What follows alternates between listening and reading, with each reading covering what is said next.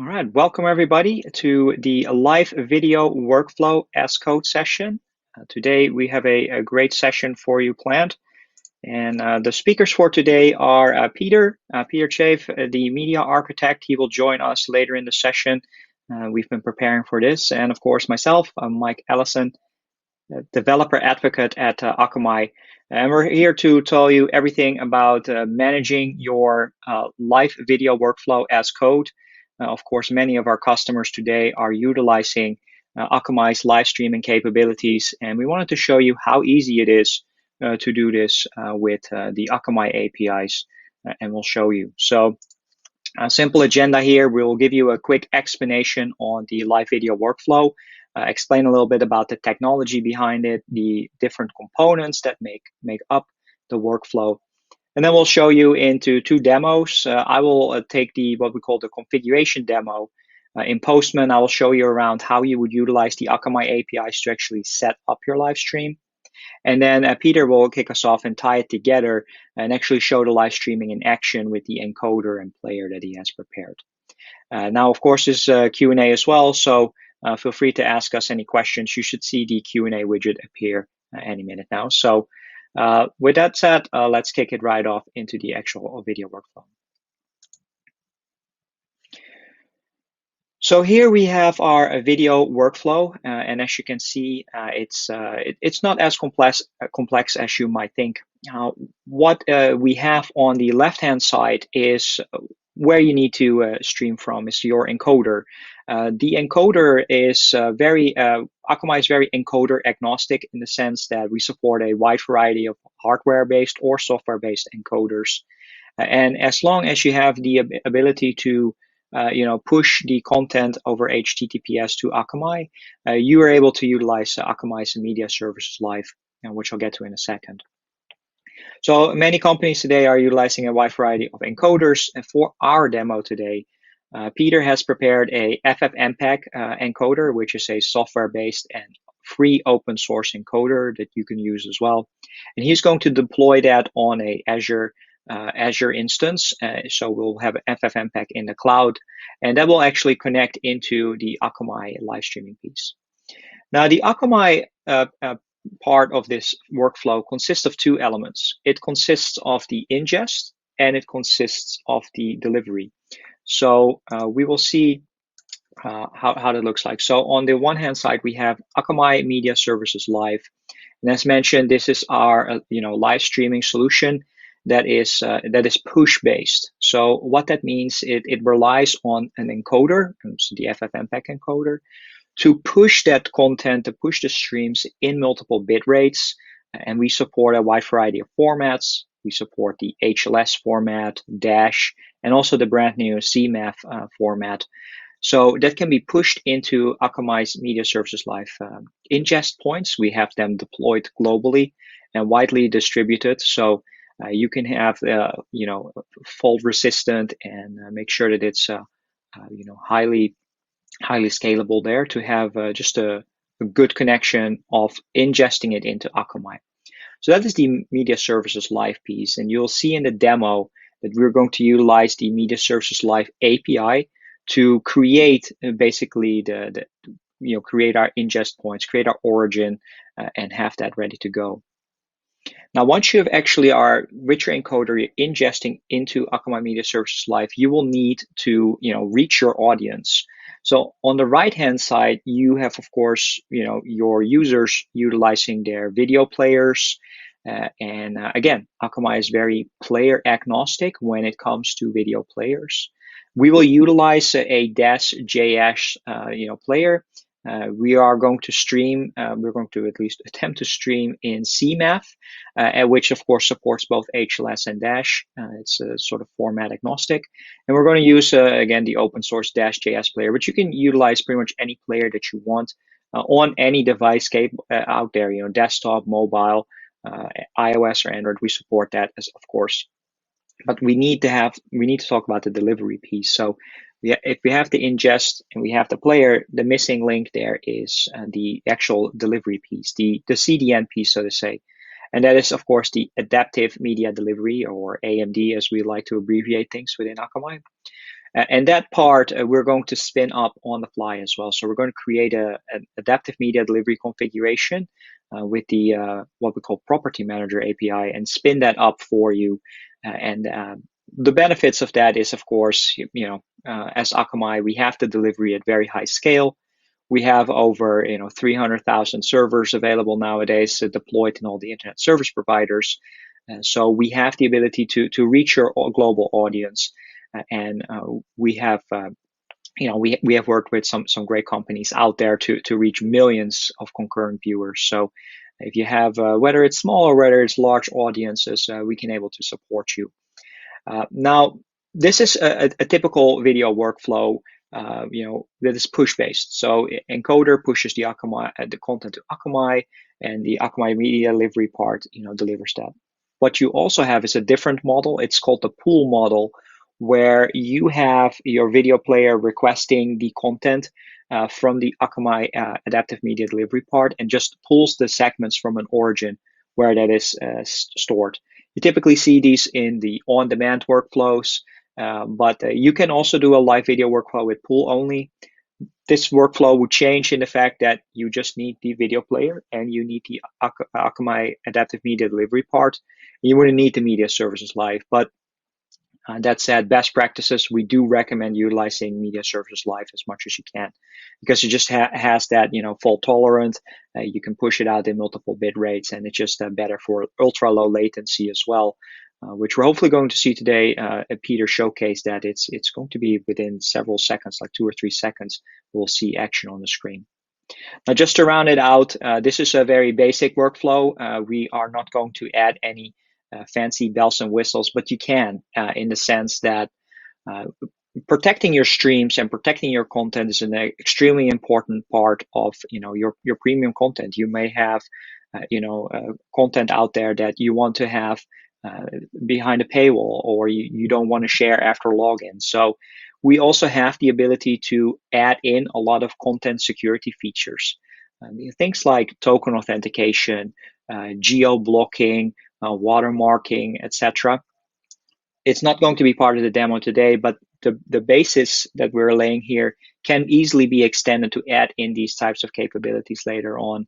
And I encourage you to take a look at developer.akamai.com, where we have several tutorials talking about these content security elements and tutorials. So that's basically an explanation of this live video workflow. So we're going to go next into the actual, the configuration demo that I have set up here. Before that, though, I want to highlight that, and we'll share these links again. Everything that we are showcasing today, you can do yourself. If you have an Akamai account and you have both Media Services Live or Adaptive Media Delivery on your contracts, you can download what we've prepared for you, and you can set this up yourself. So we highly encourage you to take a look there. The demo is mostly run from within Postman. Postman is a free to use API software, so is a great piece of software to interact with the APIs. And as a developer advocate, I utilize it a lot to utilize the tutorials, and I'm sharing those setups on GitHub. So that's the second link that you see here. The first link is actually this webinar in written format, so you can actually read that yourself in the blog. And then finally, we have Peter's encoder that he wrote, but he'll talk about that in his session. So I'm going to start sharing my screen. Let me make sure that it works. Here we go. So there we go. We see Postman right now. And here we go. All right, so my screen is over here. So we have Postman up and running. And a great thing about Postman is it allows you to work with several elements. So it has these collections here. And what that does, it's basically a collection with folders and a list of API commands that we have built in here. And it allows you to share that. So this entire collection is available on GitHub. You can download this yourself. And the good thing is that Postman allows you to work with Postman variables. So as you can see here in these double brackets, I have a variable called host. And that's actually the API endpoint that is unique to me. But if you were to download this Postman collection, you can utilize this as well by just plugging in your own variables. And that is done through the use of environments, which you can see here in the top right. I have a environment called Streaming Live Video Workflow. Take a quick look how that looks like. So here, these first four are my unique API credentials, which after the session I'm going to disable. And you need these four to actually authenticate the requests. Now, we've collaborated with Postman last year to actually make sure that the authentication part for Akamai is enabled within Postman. So if you click here on authorization, you see here it's actually on the collection level. We inherited it, but one of the options here, as you can see all these options, we also have Akamai Edge Grid. What it does, it takes those four variables, it adds in a timestamp and creates an authorization header that is being sent with each request. So that's to make sure that it's secure. So you need these four. And again, I encourage you, if you've never created an Akamai API credentials before, I've created a video tutorial. It's out on YouTube as well, creating Akamai API credentials. So very easy to do. You do this from within Akamai Control Center, add in the right solutions that you want, and you're good to go. You plug in these four, and you can use this in Postman or any type of programming language that we have. So besides that, we're going to be utilizing a lot of the different variables. Some variables I've set in advance for this tutorial. So I have a domain slash that's called Schrodinger Studios. And for this, we're going to be calling it Schrodinger Live, 11th of November. And I'll come back to these. And some of these are still empty because we still need to run through it. Now I'm going to run through things for this demo step by step. But the great thing about Postman, it also allows you with the Postman Runner, or as we'll see in Peter's part with Newman, the Postman command line interface, you can also automate this. So you don't need to manually click on everything, but you can just automate this whole workflow, make it even easier. So we'll show that as well. That said, let's actually go through this. So if you see here, we have a GET request to grab the Media Services Live contract. So we're going to click on Send here. Hopefully everything works. There we go. So here you have the contract ID, and you can just right click and then set that contract ID right here. And now we will need that in the upcoming requests. So here we have the ability to create a CP code. So it's a post request, and inside of at each post request, you need to make sure that you send in the right headers. So content type here, and then also the body. So in here, we are going to be sending this CP code name MSL, which I had already set to Schrodinger Live 11th of November, and then the contract ID that we just added in. So now we're actually able to create a CP code. As you can see here, we get this CP code returned, which we can again add in here. So we have here our CP code, our MSL. Now we did cheat quite a little bit, because we did prepare the MSL origin already. It does take a little while to prepare the actual MSL origin. It takes about an hour and a half or so to spin that up. And that is because we also create our storage capabilities in the backend. So that's net storage. We make sure that that is, again, fault tolerant, has different regions. So you can utilize the live streaming capabilities also for options like DVR. So we actually have a short archive that you can scroll back in streams, etc., or have those capabilities there. But in general, what we recommend you to do is you prepare the Media Services Live origin, only one time, or it's something you do in advance, and then the actual delivery part you can automate much easier. So I'm actually going to run a request here that actually grabs the CP codes that we have here. So as you can see here, I now have the two that I have. I have one that is already in use that I prepared. So I'm actually going to set that here. And then there's the one that I just created. So that goes instantaneously.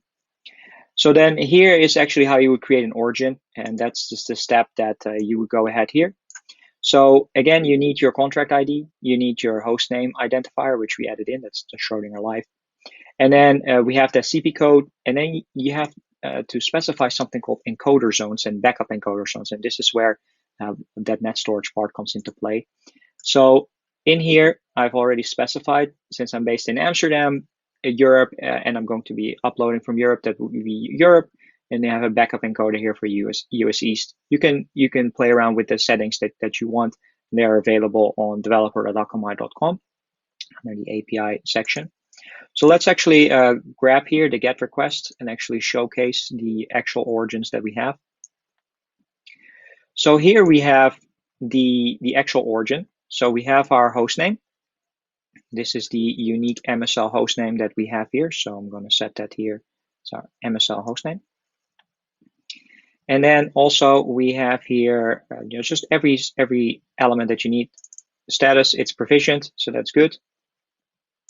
Location here is Europe, and our backup encoder here is US East.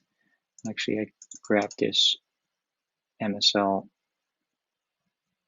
origin, so there we go. All right, so good. So that is everything that you need for the origin. And I'm moving this to the side and go to the second phase, which is actually creating our stream. So for creating the stream, if you have the origin, you again need to specify a specific stream name.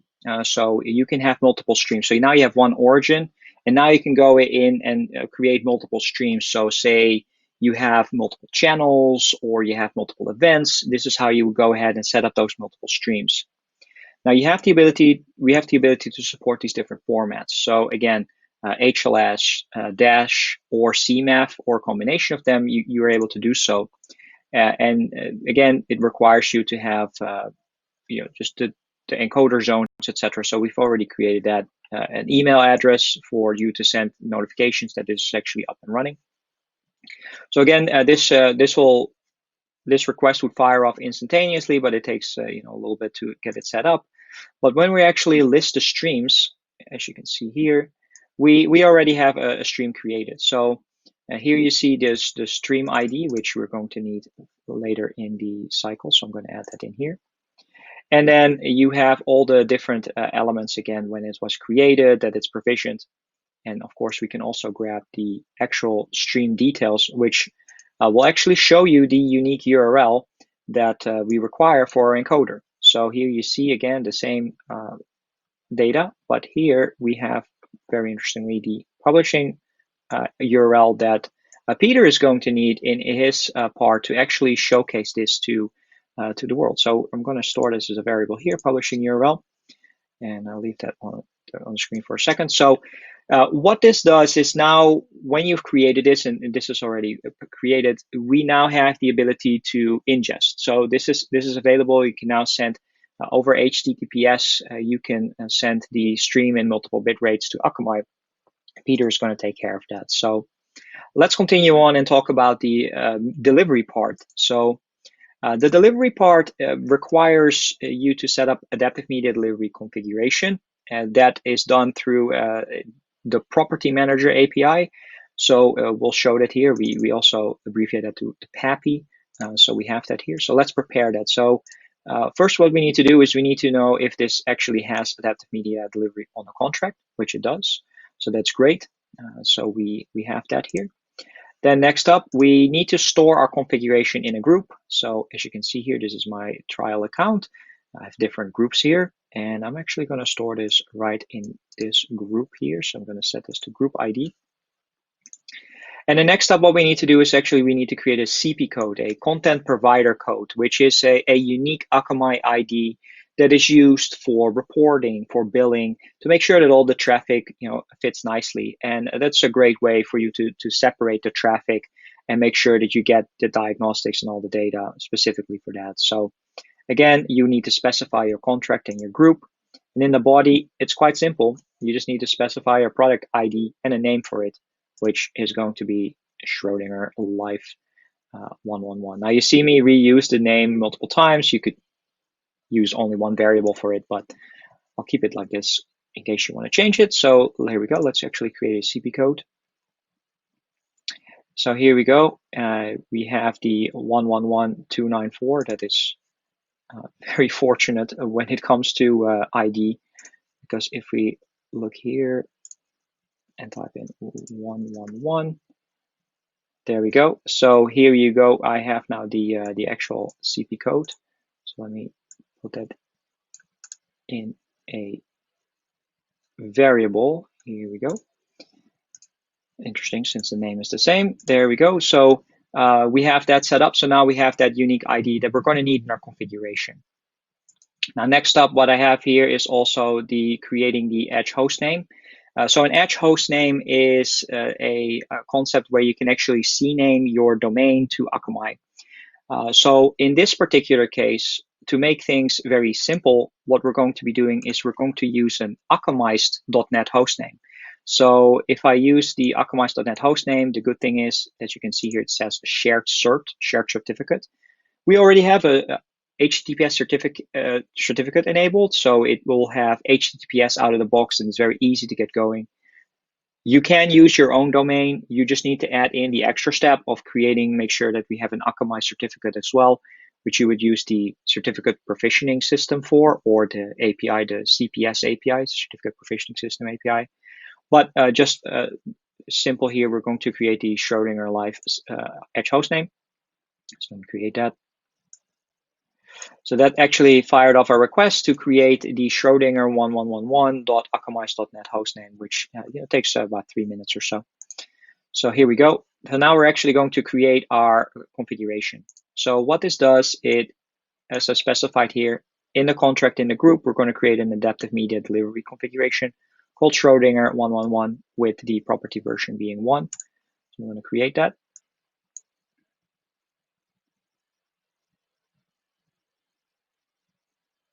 There we go. It's going to create that based on everything that we have. So here, 663.223. So I'm going to add that to the property ID. 663.223. 6, there we go. Okay, so now we have that added in there as well because we need this in this step. So we have here the property ID and then the version 1. And what we're actually going to be doing is we're actually going to be updating the host names. So in this delivery configuration, we have to specify and say, hey, what we want in this configuration is Schrodinger 11th of November.akamized.net. It's a little bit of a weird trick because we're using the shared certificate, so we're actually mapping it to itself, which is totally fine, just to make sure that that is actually added in here. Going to be doing that. So again, 200 OK. We now see that this host name here is now added. So that will be our delivery URL. So your player is going to request the manifests and segments from this host name. And then finally, what we need to do is we need to actually specify the rules and behaviors that we need for our configuration. So we're going to add that in this with this put command here and put it in the same version. Now, you can modify these. Again, I talked about content security, for instance, which we aren't adding. These are just best practices. So it's like course headers. We're utilizing our origin. So we're setting actually that media services live as the origin that we created earlier. The CP code, that unique Akamai ID that you need, we're going to specify that here too. But here, for instance, you have all the options to, we support dash and HLS. We're going to use the 2-second segments, but you can tailor this. You can also add in your token authentication, etc. But we'll keep it simple here. So we're just going to hit send here, and that will update the configuration. So again, the configuration is now updated, which leaves us with only one step, and that is activating it. So with a post activation here, you can actually specify your property, your contract, and your group. And what you need to do is just specify which version you want to activate on which network. So that's our final variable here. We have staging and we have production. Staging pushes will typically take around 3 minutes nowadays, and production will take around 7 to 8 minutes. So we're going to be creating here. I see here that I haven't have a warning accepted. That's totally fine. So you see here the acknowledge warnings. So we just do comma and add that in here. We click on send again, and it should activate it. Like I said, this session is all live, so troubleshooting on the fly here. But it's being sent now over to the Akamai platform. And as you can see here, activation is created. So I can then also update this to production and then run it again, and then it will also activate to production. Now, of course, you can add in your whole test suite here and all the testing that you want to do. But that's basically how that would work. So that is everything from my side from a configuration perspective. We will now have this activated on staging and production. We have media services set up. So I'm going to pass it to Peter, where he will go through setting up the encoder, the FFmpeg encoder, and then also show it in the player. So I'll stop sharing, and Peter, you can go ahead.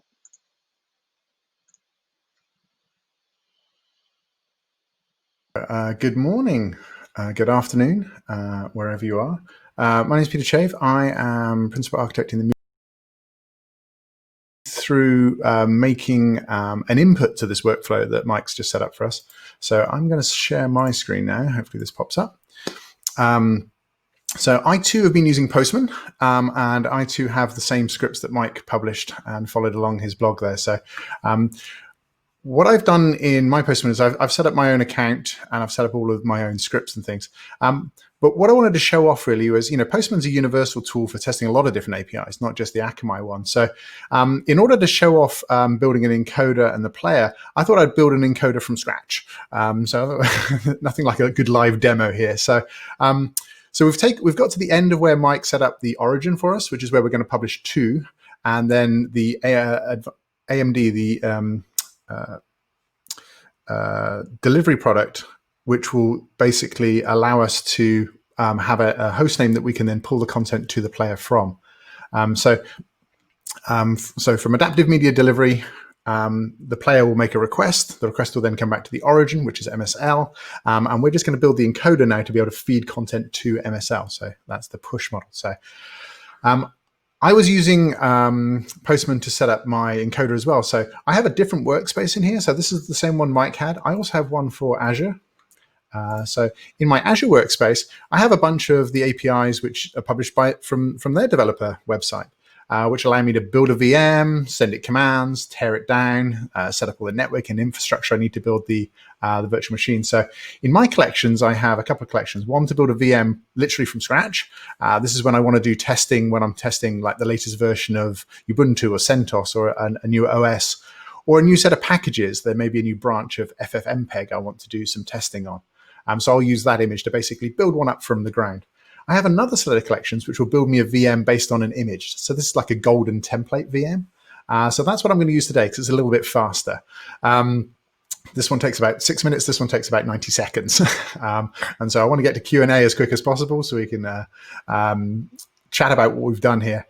So I'm going to run the one from image. Now, like Mike said, we could do this step by step like Mike showed you, which is a great way of debugging your APIs and understanding whether the call flow is correct.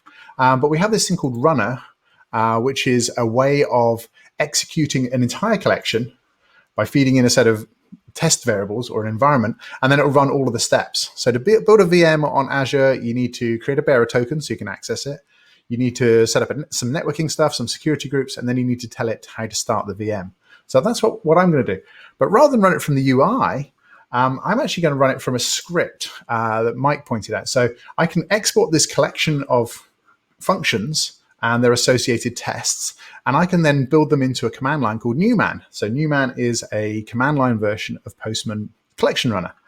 And what's great about having it in a command line is then I can build a script around it. So here, and this is one of the links, the last link on that call to action slide, there's a command line called Newman. So I've built it into a bash script where I'm actually going to run the whole script and have it build an encoder, take the variables that Mike gave us, that I've set up in parallel, and then it's going to basically build it all up, and it's going to return to me an address where I can send some video, which will then run through the encoder and then get pushed onto MSL. So let's get that started. So here's my script. Let's get that started. What the script does, it goes off, it builds some credentials. It then asks for a bearer token from Azure. It then creates the virtual network, the NIC, the security group. It then basically tells it to go and find the image of Ubuntu, which I have out there already. That image of Ubuntu, the only thing is it's a standard Ubuntu 18.4 LTS, and it has in it the current branch of FFmpeg and a current branch of Nginx. Because what I'm going to build for my encoder is just a basic FFmpeg-based encoder. But I want it to show off the ultra-low latency. And because I want to do it live, what I'm going to do is I'm going to use Nginx as an RTMP endpoint, so I can send a stream from my laptop through OBS. And then I'm going to have the FFmpeg script FFmpeg, pull the video from the RTMP endpoint, encode it into CMAF, and then add a dash manifest, and then send it to MSL. So it then becomes it then is made available into the MSL origin. So that when I start up my dash.js player and point it at the AMD account, it will then pull from MSL, and it will then hopefully we'll see the whole thing. But again, live demos, love them. So this will take about 90 seconds. When it's finished starting up the encoder, what it's going to do is it's actually going to tell the VM to go off and pull another script from GitHub. The script is also available. It's called install encoder. My encoder is literally just a couple of shell scripts. So what it does is it basically runs these commands, which tells it to go and clone this project, and then run the install and config scripts. And what all they do is they install an Nginx file, very basic Nginx implementation, and then it installs a script called encoder.bash, which is basically just an FFmpeg invocation. Now, we could spend a whole session on just FFmpeg and what all of this stuff means, but suffice to say, this is just a basic script to pull from RTMP and generate a low latency CMAF stream on the other side. So let's see how the script's doing. The VM came up, we checked that it was running, and then the script ran to find out what its public IP address, and basically it then built the ingest point, so I can now send a stream from here to there, and then it gave me the playback URL, which is the stream ID constructed with the other data that we set up that Mike showed you. So let's take the RTMP ingest point. I'm going to grab up. You're going to see me in double now for a while. You're going to see me in OBS. So I'm going to start up this. I'm going to go to stream. I'm going to put in that RTMP endpoint, hit OK, and hit start streaming. Now, if all goes well, we should get a green square down here. That's good. So there's me on, that's me. So I'm now sending an RTMP stream to this Azure instance that we just built live. And then hopefully over here, if I hit start on this one, you should see me. Ooh, there we go. So if I wave over here, this is me in RTMP being sent into the Azure instance. And there you go. You see me waving back again. So we managed to, what we did in like literally 90 seconds there through this Postman script was we built the VM by running these API commands and having it basically feed that data forward. We started it. We told it to run a command, which was this script here, where we told it to go off and basically clone this GitHub project and then execute that project on that VM.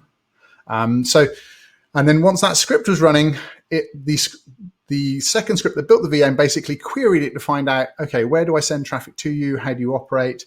And then since I gave you an entry point, that was one of the parameters I provided it in the script. That was this variable right here. Ooh, hang on. This variable right here. That was the stream ID that we set up in the MSL stage. And that's really the only thing I needed. Since I know the host name that Mike gave me, we were then able to link the whole thing back together. So what I use this for in my day-to-day life is I use this to set up tests. A lot of what I do is testing new versions of dash.js, new versions of FFmpeg, new libraries that come from the kind of standard branches, different test environments and different configurations.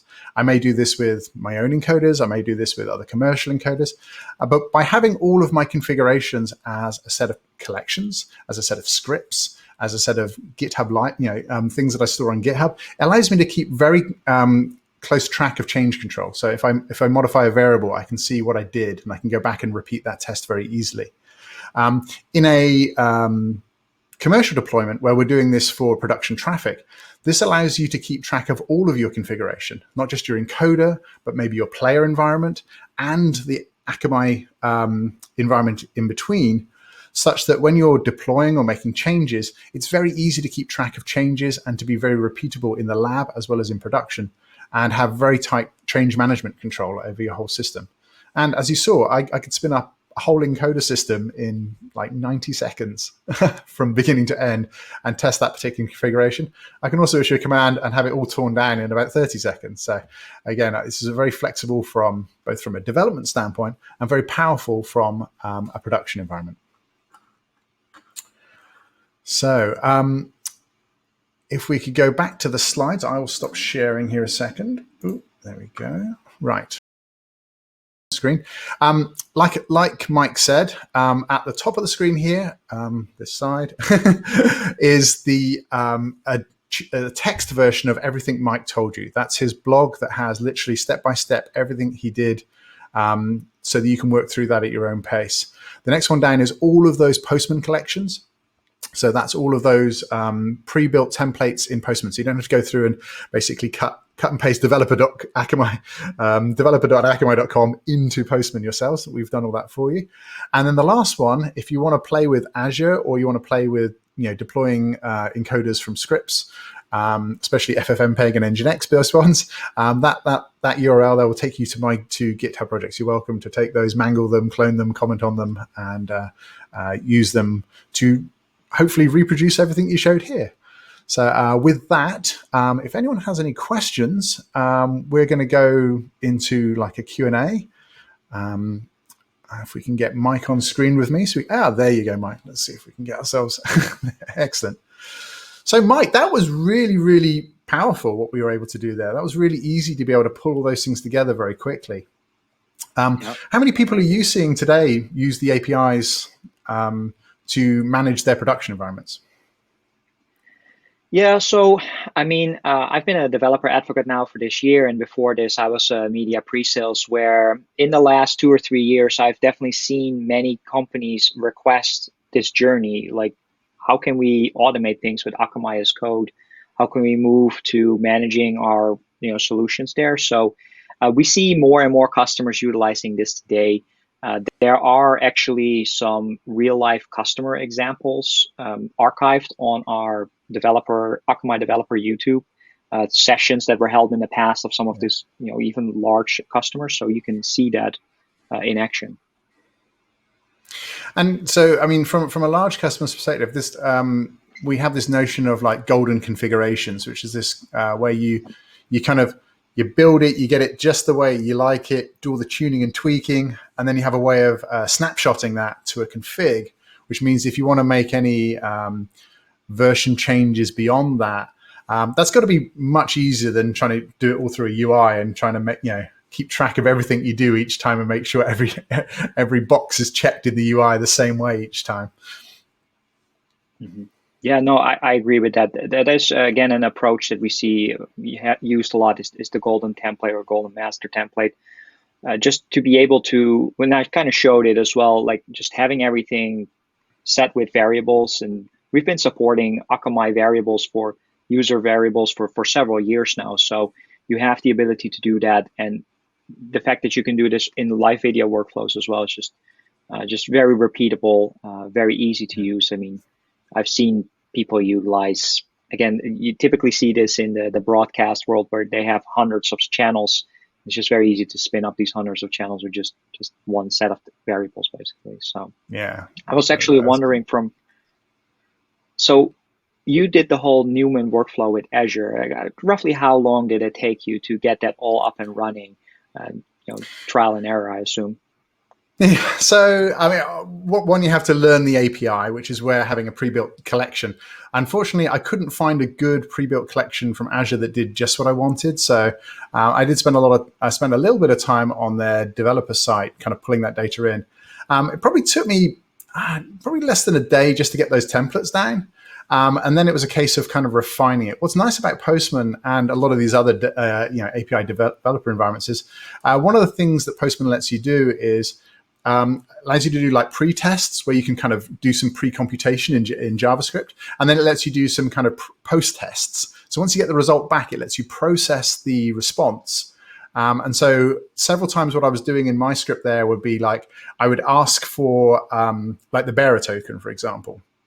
So I feed in all my credentials to the secure gateway and authenticate myself.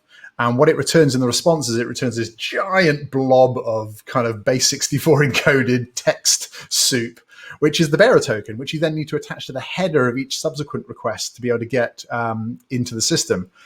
So in Postman, in the script afterwards, there's a very simple line that just says, read response, take out the bearer token, and then put that into a variable so that then gets stored into the environment variables of Postman. So the next request, it then can then pull in that bearer token and then use it to authenticate the next request going forward. And so I cascaded a lot of those kind of tests down the line. Secondly, when I was doing things like creating the VM, if it failed to create the virtual NIC, for example, I can't start a virtual machine without a virtual NIC, so I won't be able to talk to it. So there would be a test to say, did I get a 201 saying created? If I don't get a 200, if I don't get a created, it means something went wrong. So I would then, in Newman terms, you bail, which is just abandon the script. We didn't make it. And so in my bash script, I then look to see if the script bailed, and I'll then put a little simple message on screen saying something went wrong, probably you typoed something, or it's often what I would do is I'd reuse the same name and it'd say, well, you've already made one of those. You can't tie two together. So it's very easy in these environments to add those things together and kind of be able to cascade variables down the line, as well as put checks and tests in the scripts. And the really nice thing about Postman is it allows you can do it step by step, like you showed us. You can use the collection runner in the UI. So it will actually run it for you step by step, and you can see the results. And once everything, so what I did was I built it, tested it line by line. I ran it in the UI. Everything looked good. Then I could copy it over to the CLI and then test it for there. But each step I had very clear debugging capabilities and very easy ways to work through it. So yeah, no, that looks fantastic, and that I think is really the power of Postman, is to have that level of automation and test suites available in it as well to really build out your use case. And I know you've done it, I've done it myself, and many of our people within professional services that we have within Akamai, they are consulting their customers on how to do this as well. I've collaborated with several of them, with some customers too. Not necessarily video workflows, but download delivery use cases and even security use cases as well. So it's very powerful. Yeah, so my next step is I want to take your scripts and I want to automate all of those, because I really want just one command to set up my entire system. Exactly, and I think that's where we see a lot of the questions come in from our customers as well. Is they don't necessarily want to reinvent the wheel. I mean, we have that with the API available. The documentation, you can just build this everything from scratch. But what we really want to do is make it easy.